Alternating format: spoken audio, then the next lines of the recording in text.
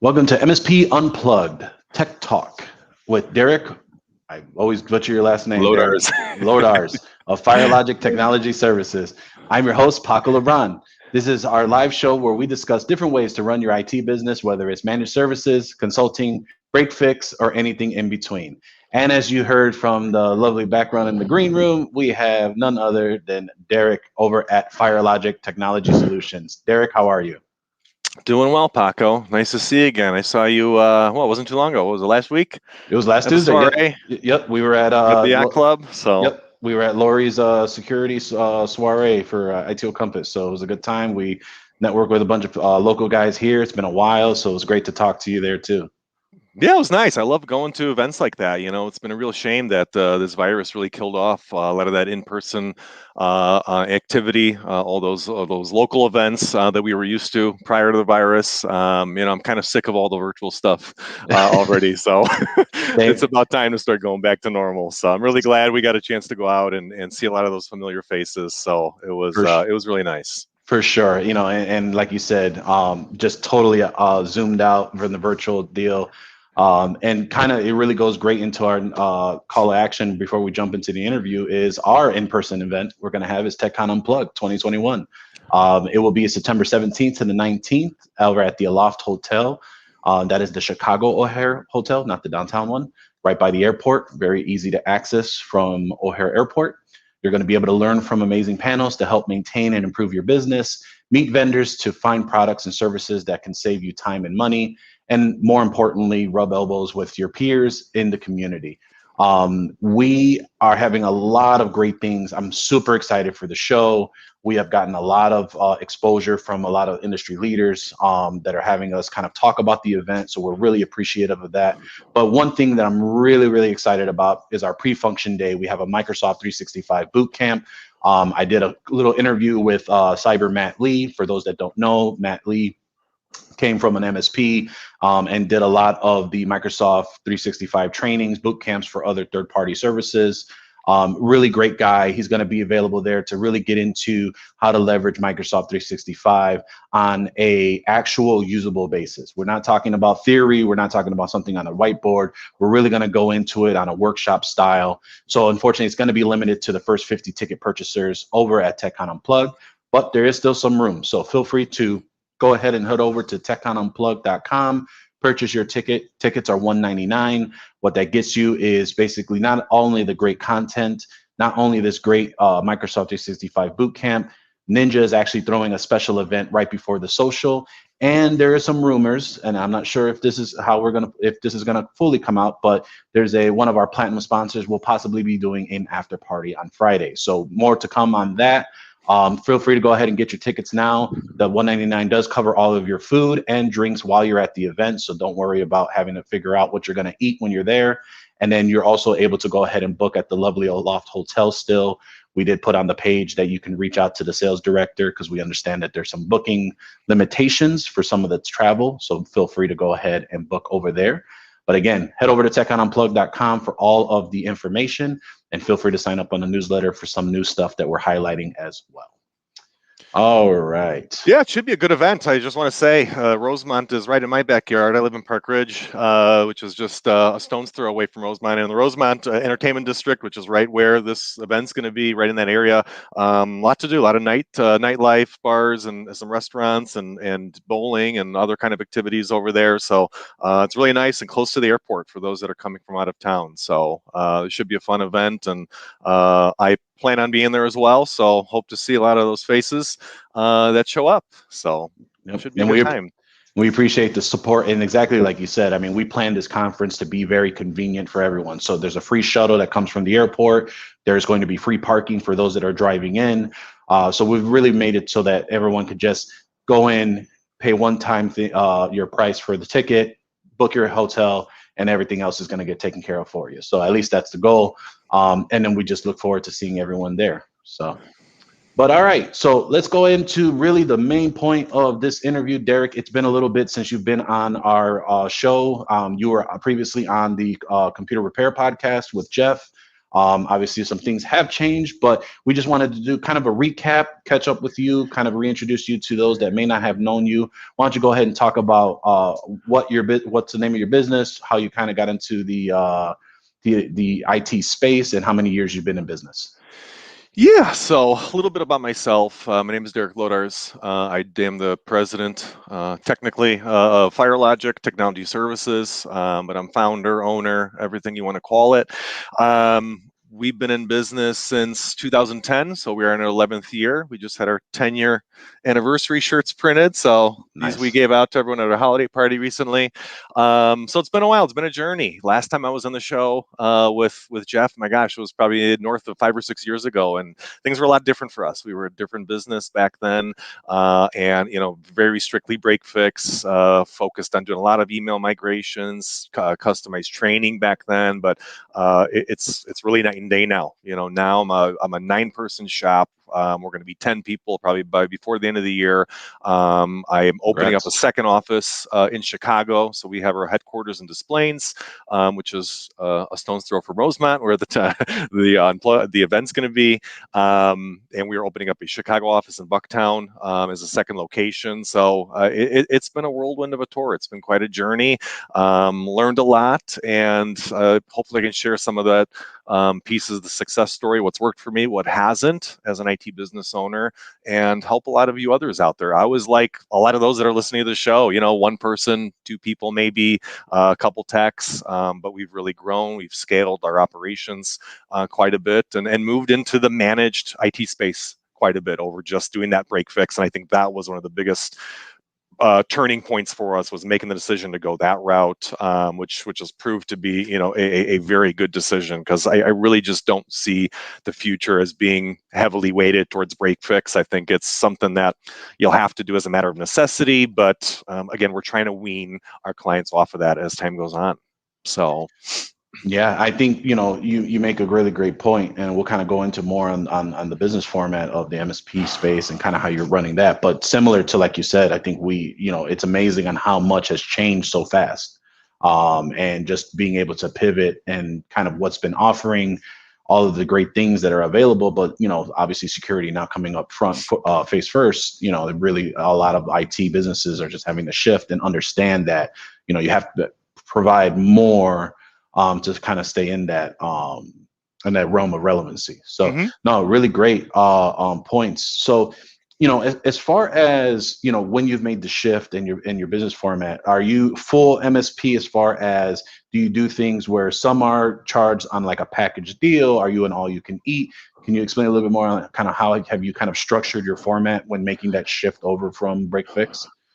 Yeah, so I guess the best way to put it is, in an ideal world, we want all of our clients to be on a managed agreement, right? I mean, that's where we want to be. I want to really I want to squeeze down that break fix client base to be a very, very small percentage. But unfortunately, again, in order to get your foot in the door with some new client opportunities, in order to get the exposure you need, I mean, you have to be, have your foot in that, to some extent.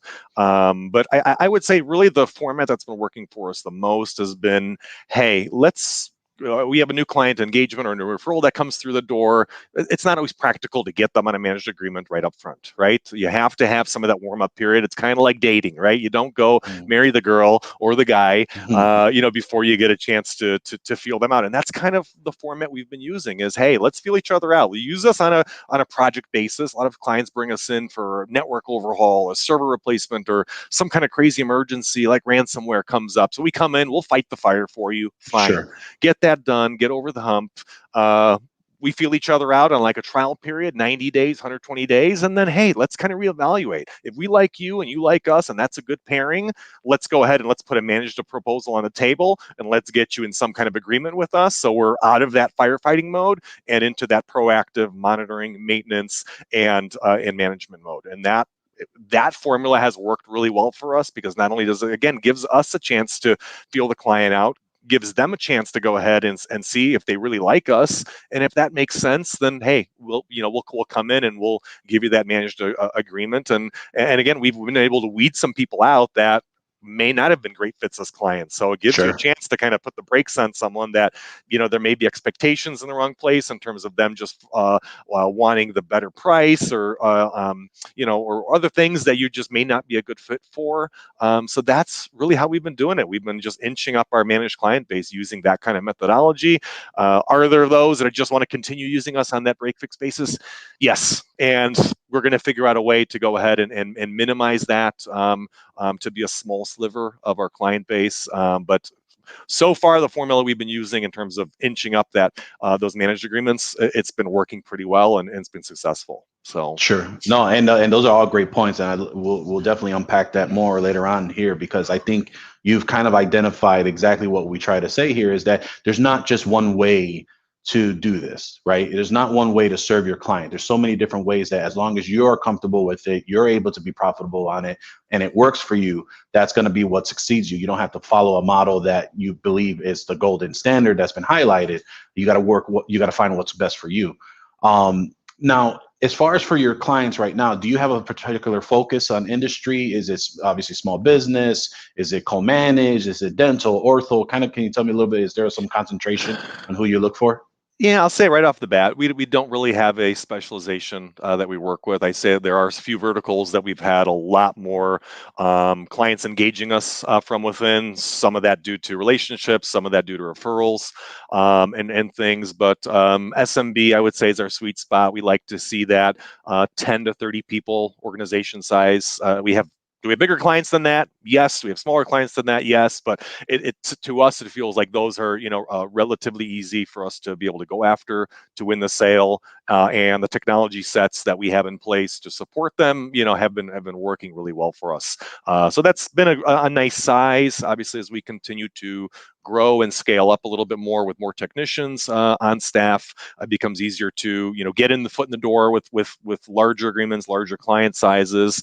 But I've been careful not to wade into that territory too much too fast, because again, you have to have good processes, you have to have a good staffing structure, because if you're a 2-3 person shop supporting 100-person office, you could have some days where that client can be pretty demanding, and if you don't have the manpower to support it, you're going to look bad. It's not going to have, expectations are going to be out of line in terms of you're not going to be able to deliver. They're going to be upset. You're going to be losing a client. Right. So I think you have to understand what you can take on as you continue to grow your IT business, and not pull off more than you can chew too quickly. Exactly. In terms of some of the verticals that we've been engaged with a lot with healthcare has been increasing for us lately. A lot of hospitality, restaurants. We do some big bars and restaurants in Chicago due to some relationships that we have with some of the wiring vendors and AV vendors that work in that space. So we've been pretty engaged in that area.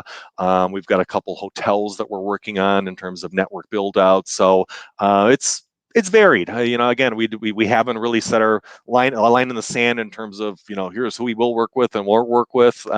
Maybe when we're bigger and maybe when I've been around longer, it's easy to say, hey, I'm not taking on that business or not taking on this business. But again, we're kind of we'll take them if you're the right client. I don't really care what industry you're in, unless it's a highly a specialized vertical that requires a lot of compliance that we may not have, or government space. We really haven't gotten into that, or local government very much. So those are things I'd like to do in the future.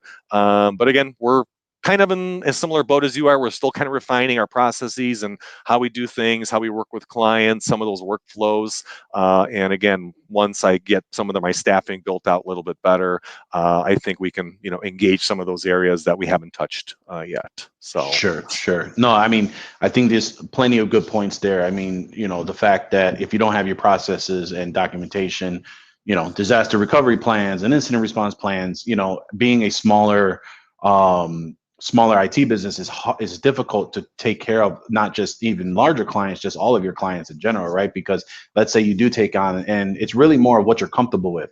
But as you mentioned, you do take on a lot of bigger clients, or just a lot of clients in general, and you don't have that preparation. If you have that one bad day where everything is going right to the fan, it's going to prove to be difficult. So it's important to have that process and what you're comfortable with. I think that's the biggest piece, is really understanding. Don't bite off more than you can chew. Take what you're comfortable with. Don't worry. Don't be driven by the dollar sign, because the dollar sign may end up coming back at you for sure. So definitely very good points. And then, especially like you mentioned, I think especially after COVID, we've all kind of now have determined that, being specialized in a particular vendor or industry is great. However, having that diversification has also assisted and helped as well, right? So I think it's a big opportunity here where, again, going back to what I said originally, you don't have to do what everyone is kind of preaching that has been for the past 10, 25 years. If you have the right size client, if it's working for you and you're comfortable with it, it's going to do great business for you. You don't have to just fully do one in healthcare. You fully do all your clients in one particular industry, because it may also cause some issues in the future as well. So definitely all great points. And there's going to be times where there are cycles where you don't want to be involved in just one single vertical. Take, for example, hospitality and the restaurant industry. There was a couple, one particular colleague vendor that we sort of work with aligned in the restaurant space that was solely focused on just providing wireless internet for some of the restaurants that we do work at. And what happened? They've had a really tough time, and they actually closed up shop not too long ago because they were just so invested in that one vertical. So, again, it has its plus and minuses, but I think having that diversity has been a good thing, because it protects you from situations like that no one could ever foresee. So I would say limit yourself a little bit, but don't be so focused that something like a virus or a pandemic can kill you because you are just so invested in one single vertical. Gotcha. No, very, very all good points. Let's jump into a little bit more on kind of the tech and some of the things you're running into your business. And if you're comfortable with, what is currently like your tech stack right now? RMM, AV, PSA, that's kind of your current choice, or you've been with maybe for a while now that's really provided you some help and good process? Yeah, absolutely. So I got it all broken down here. So in terms of remote support, we've been on for about 6-7 years now. We've been on Screen Connect, which is Connect Voice Control. We can still call it Screen Connect around our office. So that's our remote support tool. We love that product. I used to be on Go to Assist, and it was pretty good, but Screen Connect is really treated as well. And for some of the legacy partners, they have their cloud version where they allowed you to stay on the legacy pricing. So we've been grandfathered on that, and it's pretty darn cheap to use their product for the number of technicians and sessions that we can scale up to. So we've been very happy with it, and really no plans to move away from Screen Connect anytime soon. Cool. AV that we are standardized on right now is ESET. We are in the process of, I've been talking with my ops manager, and we're looking at reevaluating, as something you guys have talked about on prior shows is in the tech space, we have to constantly be kind of feeling out and kicking the tires on other products, and that's something we haven't done in a little bit of time. So not saying we're unhappy with ESET, but again, some of the things that we heard at the soiree at Lori's event last week regarding the advancements of EDR and AI and machine learning based AV and some of the better proactive security suites that are out there. We need to see what we're missing out on right now. So that's kind of something we're going to be getting into, of kicking the tires and checking out some other suites and seeing if we're going to stick with ESET. But so one quick point too, in the event you needed some FaceTime, they will be at TechCon Unplugged, so you can go ahead and chat with them directly. Yeah. Nice. So in case to see what they got coming up, maybe that might help you on some of the evolution that they're doing. Is the same thing as what you're doing as well. Yep, we will definitely be there to talk with them and any of the other vendors that we've got on our top list. So perfect. It will be nice. RMM that we're using right now, we are on Data RMM. We used to be a SolarWinds shop, but we made the move to Autotask for PSA. We've been very happy with that. So it kind of made sense for us to make the move to the RMM. The price discounts you get, especially as you scale to the number of machines that we support, the pricing gets very, very good. And we've been pretty happy with it. So for now, we'll be sticking with Data RMM unless we come across something better. Gotcha. Now, were you on the SolarWinds platform or the Enable? We were on SolarWinds. We were on the cloud. Okay. Yeah, we were on the cloud, the cloud-centric one. Yeah, gotcha. So we were SolarWinds cloud, and we moved away from that. Gotcha. That was probably about 3 years ago at this point. Gotcha. So we've got quite a few endpoints. I think we're over 750 or 800 endpoints now on Data RMM, and like I said, pretty powerful. My techs like it, and does everything we need it to do. I know that you're on the Synchro Yep, we're on the right same page. now. Yep. Okay. Yeah, I mean, Mercedes versus BMW, plenty of options out there. Sure. That's what works for Yeah. you, what And integrates well, and that's what it comes down to at the end of the day. and Autotask right? is here, isn't they? Aren't they in Illinois? They are. They have an office in Yeah. Schaumburg, actually, Okay. by Whitfield Mall. So yeah, we Gotcha. used to go to their office quite a bit. They have in-person training events. That's one of the other things we Nice. really liked about them. So pre-virus, obviously, Sure. about once every month or two, they had a live training. You go there and you can learn all about how to do projects, all about how to do billing, all about how to do any big sliver or chunk of the PSA suite, and get hands-on time, have a professional trainer out in front of you. So that was one of the selling points we really liked about that. Very cool. And the integration, that's the other thing that we like. That again, I know some people talk about chasing the single pane of glass. I think it becomes more important as you start to scale with the number of technicians that we have. I mean, we're going on 10 people soon, and it becomes a lot more important to have a lesser number of interfaces, a lesser number of platforms that your tech's got to go to, because not only is it more stuff that you need to internally support, you need to train on it, you need to maintain all those different platforms. And again, I think as I get bigger, one of the things I've really enjoyed more is having things that integrate really nicely. So Datto RMM with Autotask, very nice and tight knit, and a relatively single pane of glass for my techs has been helpful, because I can add on new technicians, I can have them trained, and you just not have to worry about one other big new totally different item that they had to have to worry about. Whereas now, hey, it's just a couple things. You got Autotask, Datto RMM, your Meraki dashboard. So again, as I've been scaling, those things have been much more top of mind as compared to when I was a single person shop or just had one guy working with me. It really didn't matter. I could Swiss Army knife 1,000 different things, and since I was the one in charge of all of it and had to use it, it didn't really matter as much. But now we're a lot more selective, a lot more picky in terms of how many different pieces of new tech stack that we're introducing. So sure. Yeah. If John was here, he definitely would be preaching to say the same messages on, because he's definitely we're definitely doing a lot of the same things like you just mentioned. It's really trying to crack and really provide that transparency and understanding that, because what you don't want is that everyone keeps going to you and you're trying to take care of the bigger strategic items, and then you're just still stuck in the day-to-day.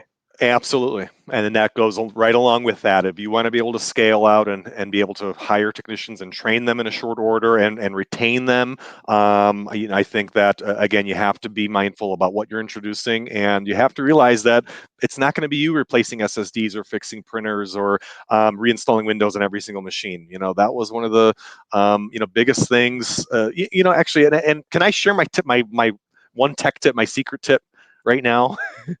Sure. Is that okay, Yeah. Paco? Just Yeah. because No, this falls right in line with no, it. yeah, absolutely. And I think again, as you start scaling past just a couple technicians, past a couple people, the biggest thing that I think a lot of IT business owners in our space get caught up with is what I call the 100% dilemma.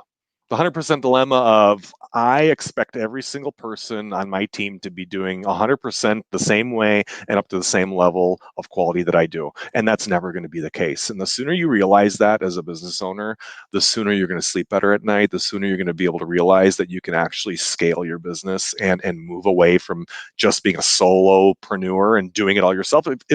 Hey, there's a lot of guys that like doing it and are perfectly fine with the whole solo gig, and that's fine, and more power to them. I have nothing bad to say against them. I was that guy for a long time. But again, if you have any plans to start scaling, you have to be able to understand that no one's going to put in the dedication, no one's going to put in the same effort as you. That will never be the case. Okay, maybe I shouldn't say never. There's always exceptions to the rule, but in general, for as many technicians and as staff members as I've had and gone through, you just have to realize that 90%, 95% is good enough, and that's what you need to be comfortable with and accept and move on. Yeah. And the sooner you can do that, again, the sooner you're going to be able to realize that you can start delegating and trusting more people, other staff members, with tasks that are menial. Printer repairs, hard drive replacement, Windows reinstalls, and move on, because you need to focus your time as an owner on the things that are more strategic, that make you money, the bigger projects, the things that actually your skill set is better suited for than doing a Windows 10 reinstall, right? Yep. And that's something I think a lot of people just drown in, that negativity of every single thing in my Windows setup has to be perfect, and every guy that doesn't do it on my team exactly like I do, that's going to be the death of my business. It's not. It's not. It will not be. There's much more. Don't get don't get lost. With the saying that they have, don't see the forest for the trees. But I mixed that statement up. But a lot of people get lost in that. And again, that was probably the biggest thing. If I could change about how I was doing things back in 2011, 12, 13, that would be the one. So, gotcha. Yeah, I mean, it speaks to just making sure you're not hung up on a lot of the details, as long as it's all getting kind of taken care of. And then it speaks to, you want to get to the point as the business owner, you can make the time to work on your business instead of in your business, and making sure that you leverage the right skill set. Exactly that.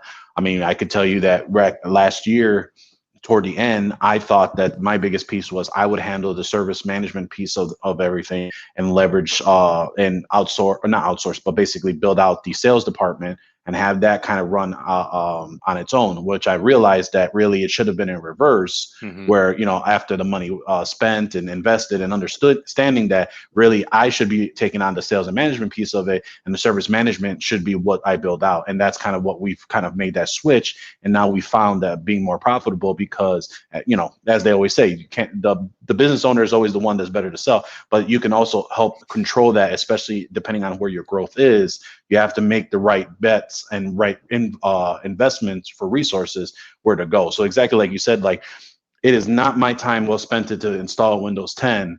It's going to be better for me to prospect and figure out who's my next pipeline client prospects in the pipeline for me to go ahead and attack. So, I mean, it all makes definitely great sense. Absolutely. And the whole profitability aspect, I think it's another item that a lot of people have troubles with. I had troubles with in the first couple of years. Again, you're chasing, down, doing that SSD replacement and fine, you're making a couple $100, but now I've got technicians that handle it all day long in their sleep, and I'm out there doing $40,000-$50,000 bids for commercial projects. Where is my time better spent? When you look at it that way, and you look at what is out there that you are not able to dedicate time to because you were so stuck in the weeds and those tactical weeds of hell, doing stuff that you shouldn't be doing based on your skill set, the faster you can realize that, the faster you're going to start opening up those horizons. So gotcha.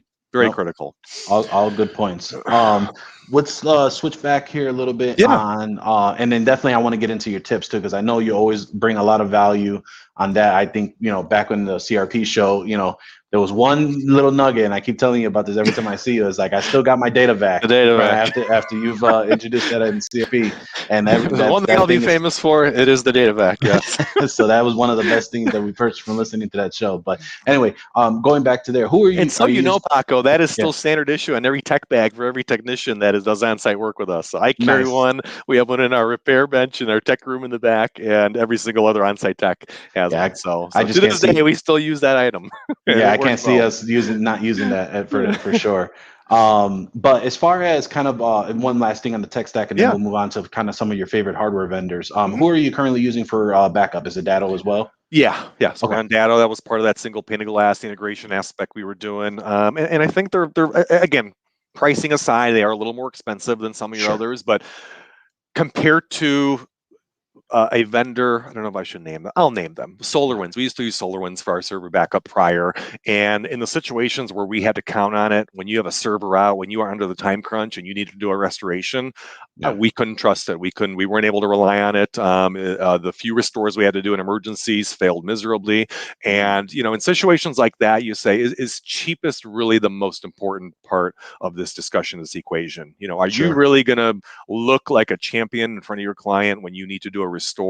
I've relied on Datto, especially their Cirrus line. We've done plenty of emergency restores and gotten clients running in very short time spans. Yes, is it expensive? It is. But what is that cost on downtime that your client's going to experience, and that lost goodwill and faith in you as their vendor for IT when that backup solution doesn't work? So I really ask a lot of techs to really think about that before you just go down the path of running after the cheapest backup solution. Yep. Yeah. I mean, great solution for sure. I think you said, I think the biggest piece, like you just said, is that when you're leveraging a vendor like that, you have to make sure that, are you going to look like a hero in front of your customer, or are you going to really struggle with them? Because again, it may not even just be the solution, but did you even take the time to put the plan in place on how you're going to do that if it happens or if it comes up?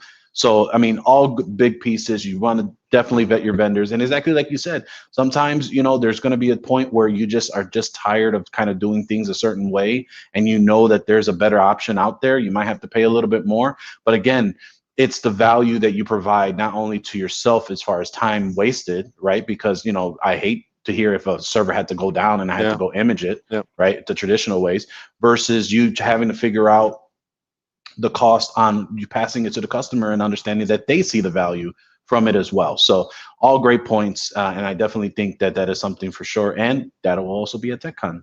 Shameless plug there.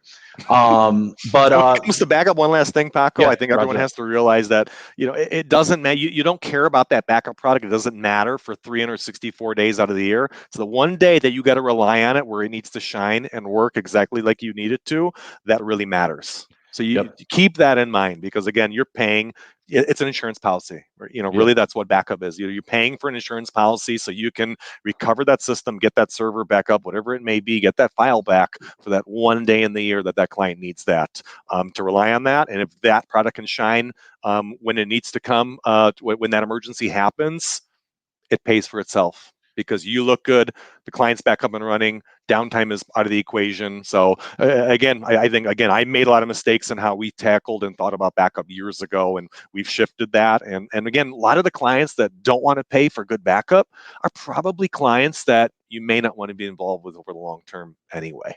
Yep. So And the way you structure your billing too should be able to help with that as well. But I think you said exactly one last point just to drive back up home on how important it is. You want that, like you said, the one day that you're going to need it, you want it to be when that issue happens. It's not sugar honey iced tea. It's okay, let's get this done and take care of them as soon as possible. Because there's two different mindsets. Because if you feel if someone, I think from all the listeners right now, if you were to if a client called you and said, our server got hit with ransomware, what are we going to do? Or, hey, our server died. If it is sugar honey iced tea, you have a problem and you got to figure out what your backup strategy is, right? That's the biggest piece to try and figure that out. If you don't, and you're kind of okay, I would take that one step further and make sure how often you're monitoring your backups, because the last thing you want to do is not so much that the backup is not available, but you want to make sure that your backup is not only running, but the backup is not misconfigured, because that has bit us a couple times, and we had to save ourselves with another backup solution we had in place. So again, all things to take in consideration. Backup is important. That's your insurance. Make sure you don't take that lightly. Very true. All right. So some of your favorite hardware vendors that you currently partner with right now, who are probably maybe your top three that you think that, you just could not live without? Yeah. So for raw system purchases, computers that we're installing, I would say, really who's got best bang for the buck on any given day between Dell, Lenovo, HP. We really don't pick favorites on that. When it comes to servers, we have a really strong affinity for Dell. Just the third-party parts market after warranty is very good, very cheap, very plentiful. So we like that. And their support costs in terms of warranty, pretty reasonable. And, again, affordable. And, we still have room and margin to be able to mark up and make a couple bucks on those items as well. So those are our top three: Dell, Lenovo, HP on machines, Optiplex, ProBooks, things like that. So we live and die by those. NAS, we're doing a lot more NAS installs lately for clients that are not ready to go to cloud, or it's inappropriate to go to cloud fully, or where another full Windows server really doesn't make sense and isn't necessary. We do a lot of Synology NAS boxes. And if you're not looking at, again, if you have situations where you just need to get file shares up for someone and have a repository that's local to be able to host files, instead of going with an expensive server or going and using a PC, quote unquote, PC as a server, which I hate. I hate when people do that. Again, put a purpose-built, specific NAS in. And again, Synology we've been using for that for a couple of years now, and it's been great. Really works well. I've got one sitting over here in the office that one of my techs is deploying within a week, and we just installed about 2 or 3 of them in the last month or so. So that's been big for us as well, Synology.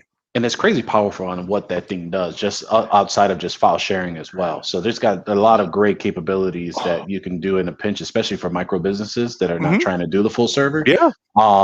Yeah, it's really great. I mean, obviously it's a gold standard to the community, and a lot of people are actually really utilizing a lot of those Synology boxes. And so, has that been more of a recent thing? You've been migrating to Synology, or have you been using the Synology box for a little bit now? We've been using it again. I mean, we've known about Synology. We've been using Synology off and on for a better part of the last 5 years or so. Okay. But really, within the last, I would say, about 2 years, 2.5 years, it's really the use cases for NAS boxes like that has really risen for us. A lot of the servers, that 2012 era servers, are starting to find their way out and start to die off. And again, just a lot of situations, especially for a lot of these where, during the virus era, a lot of businesses closed up their offices, downsized, moved operations into a home office. Again, NAS boxes have really been a great fit for that, where we don't need a full Windows Server stack. All we need is file shares, and maybe they got a few security cameras they want to put on that. And then we want to integrate the cloud backup that they offer, the C2 service, which has been really nice for us. And that's been a growing backup route as well for us lately, directly off the Synology. So again, it's been working well. The price points are good. I can make the case and sell them more easily than, hey, here's a $6,000 Dell server quote. Thank you. Let's discuss. So it's just a lot easier, in terms of a go-to-market item, especially in this era, post, still virus era. But again, a lot of businesses, a lot of our SMBs on the smaller side are, again, downsizing, moving into home offices, getting rid of their physical offices, and it's been a really good niche, a good fit for us. Very cool. I would say another can't live without hardware vendor that we use on the networking side is Cisco Meraki. That's our gold standard for firewalls for almost every managed client, wireless for most of those clients. We put their switching in where possible, where budgets can sustain it. Again, the power that we get from Meraki and again, the single pane of glass. I know some people hate it, but it is an easy product to administer for the amount of power that it provides in terms of networking capability. So we do, a lot of Cisco Meraki at our client sites. Gotcha. Couldn't live without that. So one question I have for you, because obviously everyone has, whether they hate it or love it, with the Cisco Merakis. For some of the smaller clients that maybe you don't manage or you are looking to, is there do you do another derivative of the Cisco line for them, or do you kind of just, hey, if you're a management client, this is what we're putting in for you, and we just kind of move on from there? There's exceptions to every rule, right? Sure. Some of our clients, we allow them to go on, or where it makes sense, we go on to a Unify stack. So that's kind of our budget, our more commodity networking gear option. We don't prefer them. We've run into a lot of issues, not only from weird bugs that come about. They have no phone support. Meraki, we can call 24 hours a day. We can speak to a US-based engineer and figure out complex issues. With Unify, we're on your own with that, and as well as RMA turnaround. We're talking weeks on most Unify gear. With Meraki, it's next day.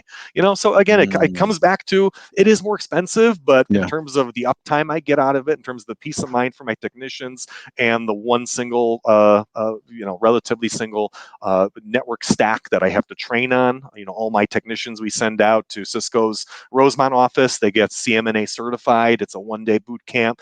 They learn everything they have to learn about Cisco Meraki from a top level perspective. So again, just the structure they have in terms of the strength of the product, the training behind it that they offer, and the stability. Our most high stakes clients are all running in Meraki, and I don't have to think about it.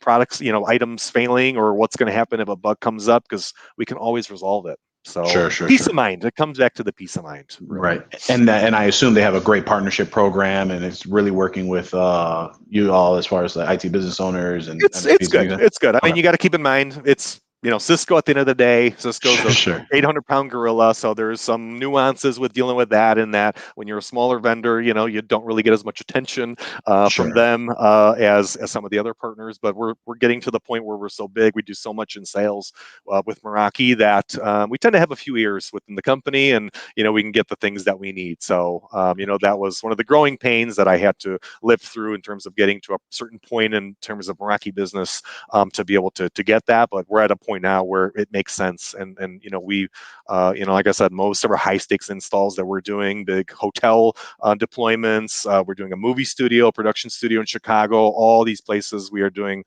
full stack Meraki, and they work well, and clients are really, really happy. So Roger that. Well, so why don't we go ahead and just real quick on now that we're talking about all this hardware and where you're getting them from, do you have a couple favorite distributors? Do you usually go through just one distributor to kind of get all the equipment for? Yeah, so we've got a couple places. I guess you can't rely on one, as when one has issues, you need to be able to have places to turn. But we do a lot with Ingram. Ingram is the sole place we get all our Meraki gear and some of the other computers and NAS boxes that we procure from. So Ingram's been pretty good to us. We are doing more with ASI, especially on the Synology side. They've been really working with us hand in hand and getting some nice quotes and price points for that hardware. So they've been good.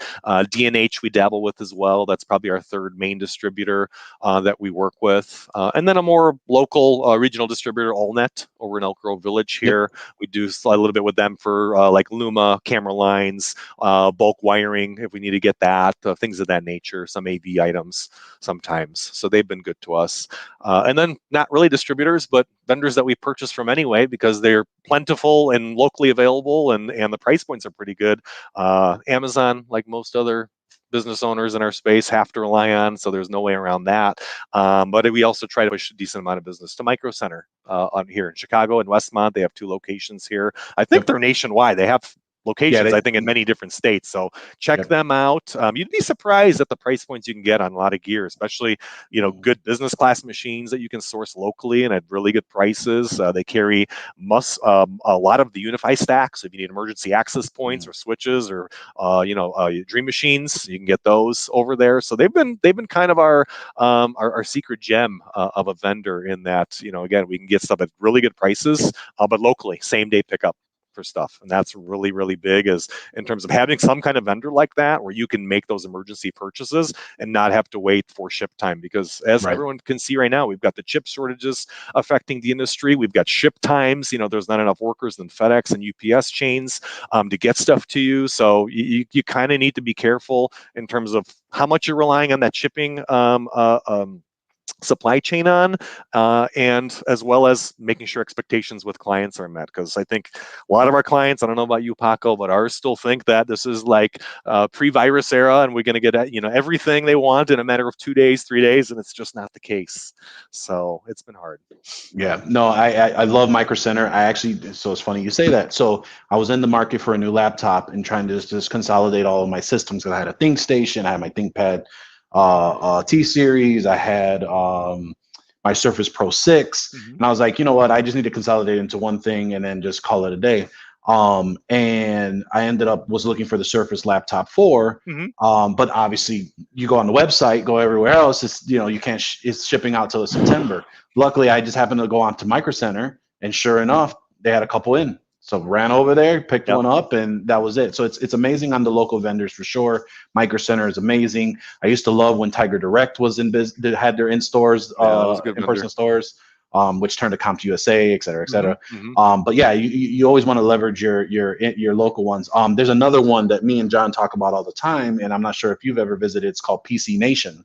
PC Nation, we've used them off and on. They're not on my list because we really haven't done a lot of business with them, but they are in our back pocket when we need them. So so that's kind of our source for like servers and stuff when we're going to start replacing them. And really great guys, order a lot of good equipment with them. So again, leveraging your local vendors that you have that can help you out as a distributor, as Derrick mentioned, definitely will help you out, especially again, like you mentioned, that ship time and just a lot of that supply chain stuff as well. Another local vendor that I want to mention, because we've been doing a lot more with, I don't know if you get dabbled in this, but we have a lot of clients that are perfectly fine with getting refurbished business class units. And we've actually found a vendor called Referable out in Prospect Heights, north of us over here. And they've been great in terms of local supply, great price points, and good, all the stuff we want, the Latitudes, the Optiplexes, all that in stock and good quality. Again, they purchase, they refurbish all of it, and we've been doing a lot of that, especially for tighter price points, tighter budgets. They've been really good to us. So find someone like that in your area, like a Referable like we have around here, where you can kind of, hey, if you got a client that doesn't want to go for the $600 new Optiplex, give them a call, and you'd be surprised. They got good stuff in stock, and as long as they're willing to overlook the refurbished aspect, you can get good machine, good bang for the buck from vendors like that. Now, how do you spell that, just so for everyone who's listening? Referable. So REFURBLE, Referable. And we can put a link in show notes. I would presume. Yep. If someone wants. We'll go there. Yeah, because exactly like you said, refurbs is an amazing piece, and we actually get all of our Dell refurbs from DellRefurbish.com.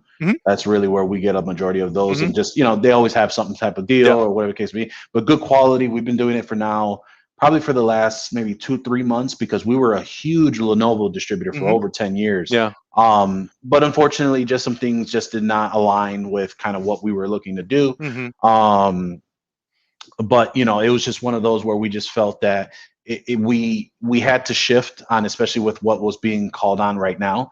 And exactly like you said, you made a lot of great points, like Dell just being able to get third-party efforts, whether it's parts, repairs, things of that nature, is such an easier way. And again, when it comes down to it, we have to be there for our clients and get them a solution as soon as possible, right? Because they got to resume their business and make money. Absolutely. Especially on the server side, that's kind of why we've standardized on Dell. I have nothing against HP servers, nothing against Lenovo servers. I think they're great machines. But in terms of, hey, if I'm out of warranty and I need to get replacement parts fast on the third-party market, Dell, I mean, there's plentiful everything out there for them. So that's why, keep in mind what that life cycle is going to look like for you supporting that piece of hardware. Because again, if you can look like a rock star in that time where someone wasn't able to get something for, say, Lenovo or another different kind of server, but you can quickly procure that part and get that client back up and running, that may be your inroad for another new customer. So, gotcha. Very cool. Very cool. Why don't we go into maybe kind of some of your favorite tools, and then we'll do a quick break, and then we'll do those tips, because I know we want to get to them. What are currently kind of maybe your favorite tools, or as far as maybe hardware or maybe even software, like UVK, Craftsman, Malwarebytes, Toolbench? Kind of what's been kind of the main, like, you just cannot go without it using for your, and even if it's to your team that say, hey, we swear by this tool, don't ever change this on us. Yeah, absolutely. Yeah, so a lot of this I'm pulling from what the team is using, because again, I'm not involved as much on the day-to-day clones and wipes and all that stuff, but I approve the purchases for these tools and what my technicians like. So kind of run through some of the most important items that we're using and relying on. PC Check, that's actually an item that we use quite a bit. I don't know if anyone's heard of it or relies on it. It's made by Eurosoft.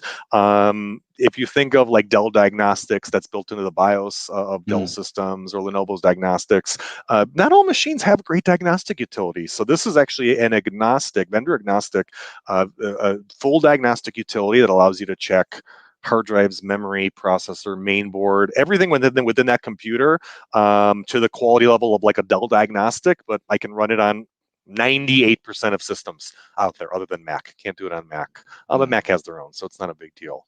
But again, we bring in a system and we use this tool to be able to get a baseline health check on a machine. Are we going to go ahead and invest the time in refurbishing and overhauling a machine for someone, or are we going to be able to see, hey, this part is failing, or this machine's not a good candidate because of these issues? So again, PC Check's been on our standard kit here in our repair bench for about 6 years now. So really great tool for us. Cool. Ultimate Boot CD, got to always have that on your USB drive ready to go. I always carry that around with me. Just again, the number of utilities on there that at your disposal, just invaluable. So UBCD definitely still part of our regular toolkit over here. Cool. Fabs, you guys probably talk about Fabs quite a bit on here, but we've got Fabs. We use that pretty much for every data migration that happens here, system to system, or reinstalling a machine. So Fabs is, we've been using that now for probably over 4 years at this point. Very happy with it. Great product. And if you don't have it for simplifying your Windows reinstalls or system transfers, you need to pick up a copy of Fabs. That was the first software I ever bought, like being involved in the community, but two, just understanding the powerful of it. Like, I'm surprised it's not a subscription, and and everyone's gonna beat me up for it, but like Fabrice is not charging enough, because that tool is just so cheap to get. It's a no-brainer to pick that up, and definitely great support.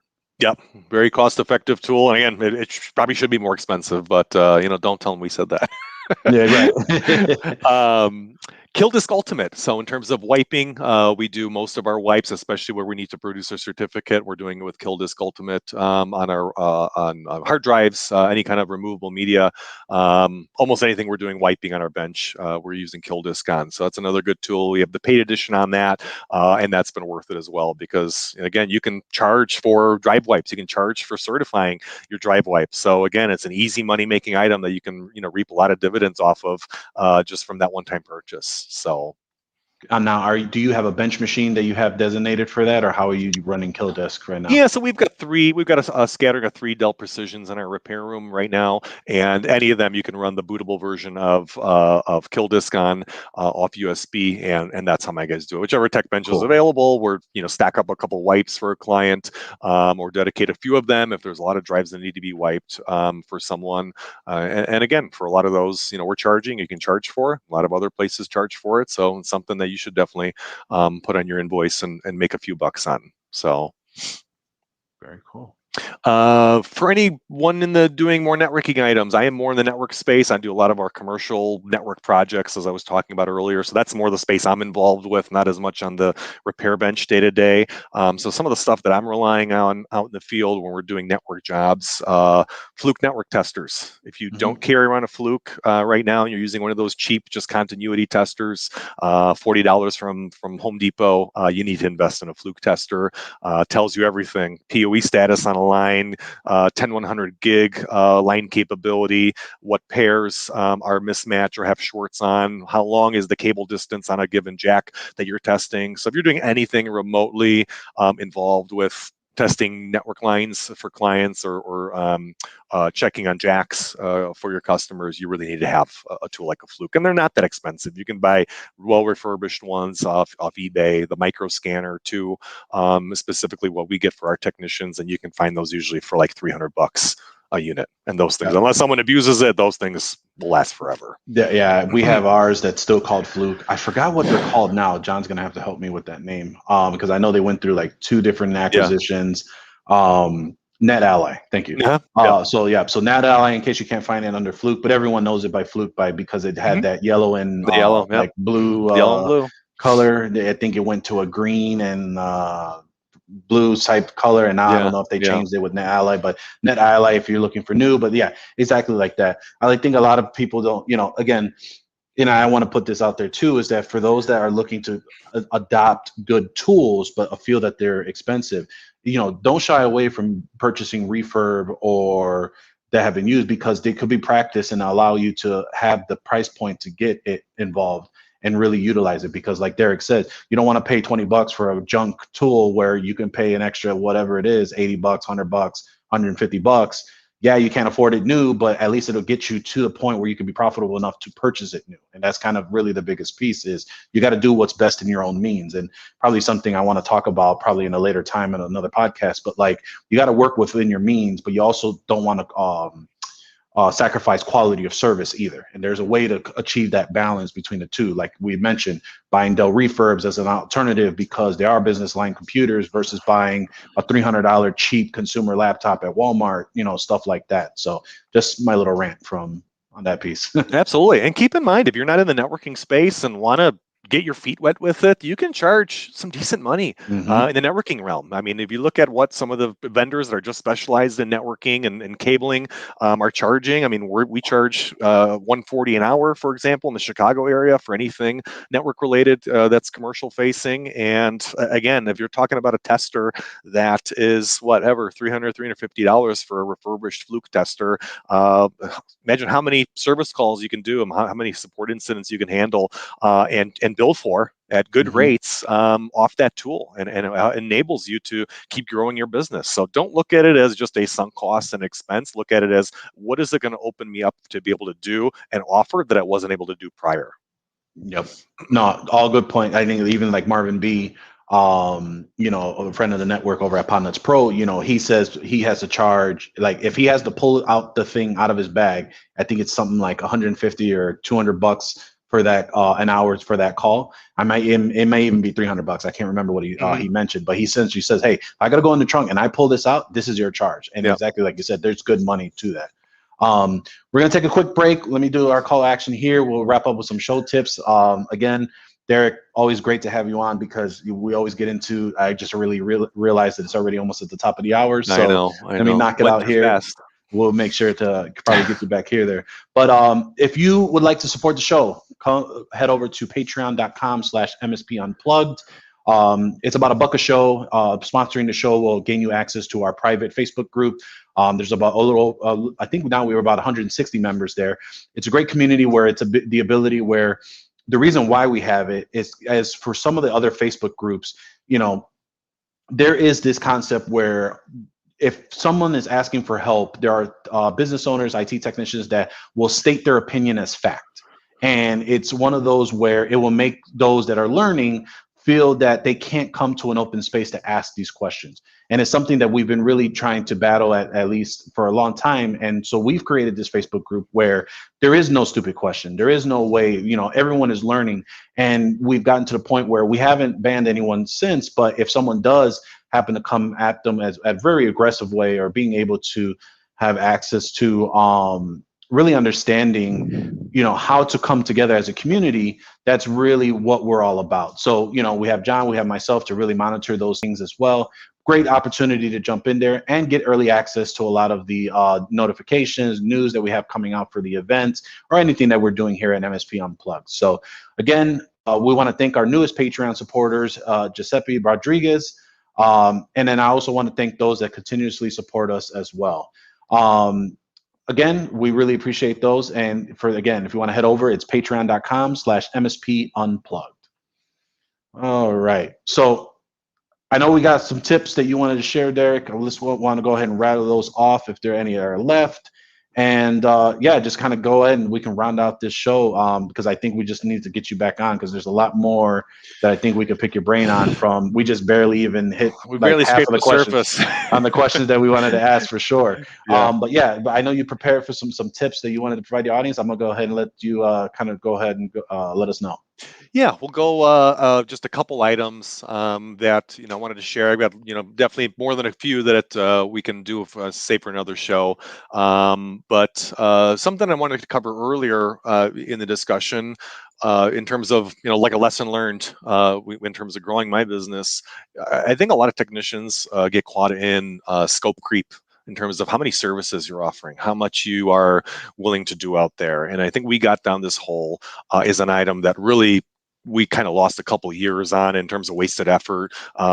Things we were doing was like mobile device repair. We were getting into web design, and this really bogged us down. I mean, the amount of time suck that I had on some of these projects and engagements and unhappy clients on the mobile repair side, or taking on, big complex wiring jobs in residential homes with no suspended ceiling. I mean, just stuff like that you're not best suited for. I think, a takeaway for some of those that are looking to get to the next level over being a solopreneur is start to focus a little bit. I get it. There's something to be said about trying different things, trying some services, see what works, see what doesn't. That's a part of any new business that's looking to continue growing and become a solid name out there and understand what works for you and what doesn't. But I think you need to hone down that service set and not act like you can do every single thing, because anyone that says they can offer every single thing and just do everything out there under the sun is going to really catch themselves on a flat foot, and you're going to hurt yourself more than you actually help yourself. So scope creep on services. Again, there's another thing I could have changed in how I was growing in my about second, third, fourth year is don't take on a lot of those pet little services that you think may be such a great thing. Think twice before you add another thing under your on your tool belt in terms of what you want to offer. Yep. Especially when it comes to industries too. Like if you want, if you hear, like for example, cannabis became a big thing here in Illinois in the last couple of years. Mm-hmm. And I find that a lot of people were just trying to gravitate because that's where they felt the money is at. But not only did they not understand that there's so much more complexity inside of that to try and to even take that on as an industry, but the other avenues of IoT and all these other things. So now they're grabbing all of these under their portfolio, and there's that time learning, and as you just mentioned, you just got to be really careful on what you want to take on because there is a learning cap and a lot of effort that's going to be needed. And again, it goes back to Paco, as you were saying, just chasing the dollar. That's the single thing. You got that tunnel vision on, and you are just chasing that dollar solely, and you're not expanding that vision a little bit to see, hey, what is the compliance that I need to be aligned with? What are the supporting vendors I need to be engaged with? What is the other aspects that I may not have been thinking about that could be involved with having to jump into a given vertical or a given space like that? So, a very good example of, hey, just be careful about just solely chasing the dollar, because it can come back to bite you twice as hard if you don't do it right. So true. So true. Another tip. How much time do we have left here, Paco? I just want to watch ourselves. Why don't we knock out one more, and then we'll just have Okay. your closing thoughts, and then we'll just kind of wrap up the show there. Okay, perfect. Another thing I wish I would have done sooner, one last tip here for the solopreneurs that might be adding a couple people on, is the failure to move onto a ticketing system or a PSA not soon enough. I wish I had done that sooner. Again, I think my biggest thing, and I think a lot of people that are in a solopreneur position get stuck in that dollar amount per month. I can't afford it. It's a stupid expense. There's no reason for it. But when you look at all the benefits that you get from having a proper centralized ticketing system, not a billable time that you're able to capture that you weren't able to before, the CYA aspect in terms of situations that get sticky regarding billing, and also being able to have that searchable work history. And it's also been something that I've been able to use in terms of running reports on a given client. Say you're having the discussion, you want to move a client X from a break fix into a managed agreement, and they're saying, oh, I don't use you that much. I only give you a call twice a month. Run the report. You'd be surprised at how many times I've been able to use that, show that report, and either put it in a perspective of here's your average spend per month. Here was your worst month with us. Here was your number of engagements and support tickets you had. I think it's only hurting you and helping me for you to stand break fix.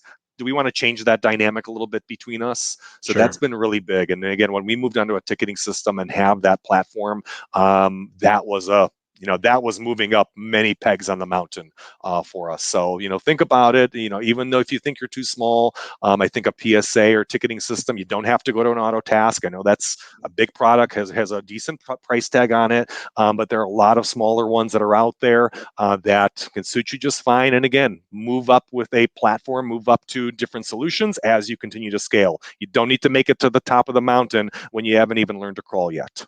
Yep. So start small and keep scaling as you get bigger.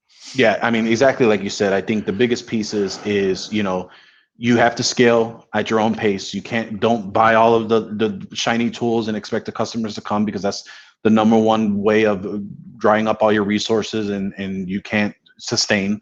Mm-hmm. And then I think the biggest piece too about that is just understanding that for us, I came from a customer service background, so I implemented the ticketing system as one of my first things. I think I did Repair Shopper at first with their free version. Not sure if they still have it available. And then again, like you said, scaled, went on the paid version, went on Grew, had Ninja as my RMM. Then from there, they came out with their Synchro system, Mm-hmm. which integrated my PSA. So I moved over to their system, all because I scaled for simplicity. And not to say that those previous tools couldn't do what I needed to do, but I just had a different mindset of how I wanted to do things. And those products are great. So, and I know that there are many businesses running those as well, but it's really getting to where you're comfortable with what you're able to do to scale for your own self and leveraging tools that's going to be best for you at that moment. So it's really just to understand where you are and ensuring that, as we mentioned previously and many times before, you got to go at your own pace and what you're comfortable with, because there's so many ways to be able to run your IT business. Absolutely. And by the time you are ready for a larger solution or a more fancier product, PSA ticketing, whatever it is, name whatever, tech stack item that you want to name. By the time you need those bigger items that are fancier, you'll know what you didn't like about the other solution that you used to use. You'll know the things that you're looking for, the needs, the wants, the nice to haves, and you can make a much better informed decision. And again, by that time, if you have other staff as well, you get input from them. And again, you're going to hone that stack as you continue to grow and move on to better solutions that are better fit for your business. Whereas if you're just doing it when you're just getting started and thinking, I'm going to, get the fanciest tool belt stack out there, you're going to make a lot of misguided judgments early on. Yeah. So don't go too fast. Don't jump in too fast. Make some key decisions. evaluate products. And again, it's a natural process of building the business, is in terms of looking back, seeing what didn't work, what did work, and hey, do we need a new solution because it doesn't do feature X, Y, and Z? Yeah. You will not know that right away. So that's natural. Yep. All a learning experience for sure. Derrick, really appreciate you coming out today. I think we need to have you come back on so we can knock out some of those other things. It's always a great time and conversation, just whether it's here in person, we're always having good combos on a lot of things. If the audience wanted to either learn more about you or wanted to reach out, what's the best way they can go ahead and reach out to you? Yeah, I guess, Wolf, you can put the links into the show notes. I'll provide my public email. It's just Derrick@Wlodarz.net. Tough to spell since I have a silent W in my name. So wait for we'll put in the show notes. And then if you want to reach me on Facebook or Instagram, we can put those links in there as well. I'm not a huge social media guy, but those are the few channels that I do engage with a little bit. So yeah, those are all the ways to reach me. I'm out here in the Des Plaines in the Metro Chicago area. I hope to be at the Rosemont event that's coming up, and some other conferences hopefully that happen early 2022. So yeah, it's been enjoyable. I love coming on the show, and Paco, I think I'm going to set myself up for coming in and taking your offer on returning pretty soon, because I got a lot of stuff on my notes sheet and tips and things that we barely scraped the surface on. So absolutely, we'll definitely make it happen. And then for all of those of you, thank you for coming and tuning in. If you want to join us every Tuesday at noon Eastern, 11 Central, watch live and hang out in the chat room over at youtube.com/MSP Unplugged. Subscribe and hit the notification button so that you never miss an episode. Also, use your favorite podcasting app to take us wherever you go. We are on Amazon Music. We are on Spotify. We're on Apple Podcasts, all of the famous favorite podcatchers. You'll be able to go ahead and take us on the go. Thank you again for listening, and we will see you next time on MSP Unplugged. Thanks, everyone.